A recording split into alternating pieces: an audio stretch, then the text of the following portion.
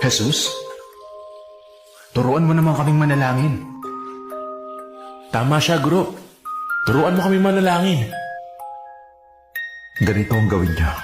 Kung kayo'y mananalangin, pumasok kayo sa silid. Isara ninyo ang pinto at manalangin sa inyong Ama. Huwag kayong gumamit ng walang kabuluhang mga salita tulad ng ginagawa ng mga pagano. Dahil alam na ng Ama kung ano ang kailangan ninyo bago pa man kayo humingi. At ganito dapat kayo manalangin. Ama naming nasa langit, sambahin ang ngalan mo, mapasa amin ang kaharian mo. Sundin ang loob mo dito sa lupa para ng sa langit. Bigyan mo kami ng aming kakanin sa araw-araw.